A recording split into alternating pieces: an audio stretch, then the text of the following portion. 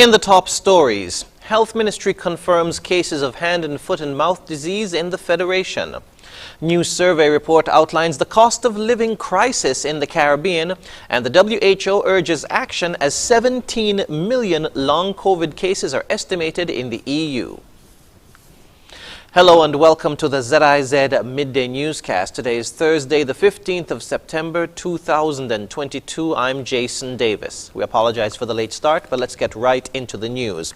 Nationally, the Ministry of Health has confirmed that there are children with hand and foot and mouth disease, or HFMD, in the Federation. In a press release issued on Wednesday, the ministry stated that a few children under the age of 5 years have been recently diagnosed with the disease. Hand, foot and mouth disease, or HFMD, is a mild viral infection that is highly contagious and mainly affects children under 7 years of age, but anyone can get it. It is most commonly caused by the Coxsackie virus, and other enteroviruses have been implicated. Outbreaks occur commonly in summer and autumn in the USA. The ministry said that signs and symptoms include fever, sore throat, loss of appetite, painful blister-like lesions on the tongue, gums, and inside of the cheeks, and skin rash affecting the palms, soles, and sometimes the buttocks. The usual period from initial infection to time symptoms appear is 7 to 10 days.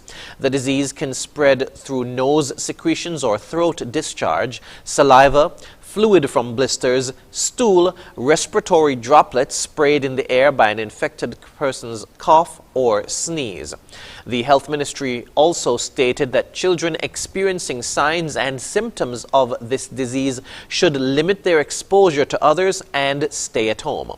Adults who have HFMD should stay at home from work. Staff at daycare and preschools should clean and disinfect high-traffic and high-touch surfaces with soap and water, followed by a diluted solution of chlorine, bleach, and water. Children should be taught how to wash hands properly before and after eating, before and after playing, after coughing and sneezing, and after using the toilet. Children should be constantly reminded to keep their hands and fingers away from the mouth and face. Adults providing care for children should wash hands thoroughly before and after each episode of caregiving. They should also avoid sharing eating utensils and toys among children at this time and avoid close contact with others.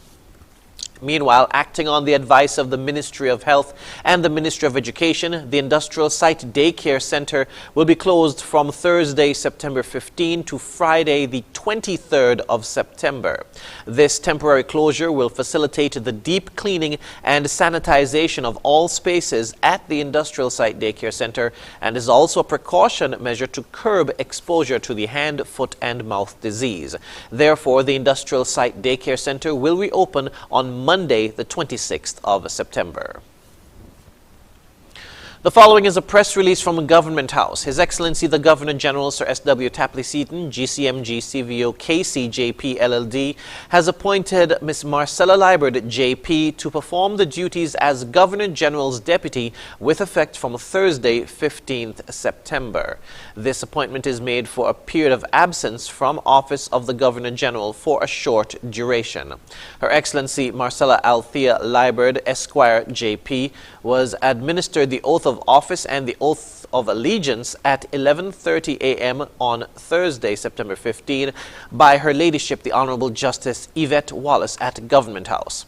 Her Excellency Marcella Liburd is a former Cabinet Minister and former Speaker of the National Assembly of St. Kitts and Nevis. She has served in various ministerial positions, including Acting Prime Minister.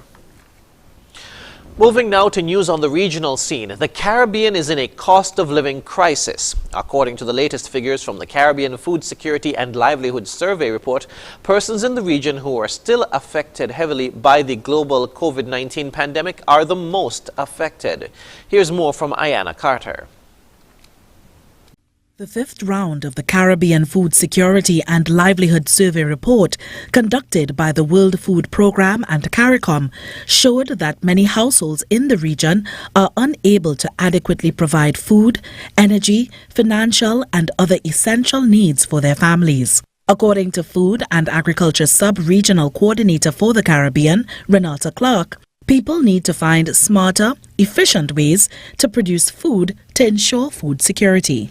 The cost of a healthy diet in the Caribbean is among the highest in the world. We cannot be thinking about short-term protectionism that puts local food on the market, but also raises prices for consumers. Representative and Country Director for the World Food Programme, Regis Chapman, says 57% of people in the English-speaking Caribbean, which represents 4.1 million people, are estimated to be food insecure, a 20% increase over a 6-month period. And while there are significant calls to change that dynamic, such as CARICOM's 25 by 25 initiative, which is reducing the food import bill by 25% by the year 2025, the situation really warrants an urgent need to finally prioritize that reduction of imports. And CARICOM Assistant Secretary General Joseph Cox notes that despite government's awareness of inflation and measures to keep the prices of goods and services low, there's only so much that can be done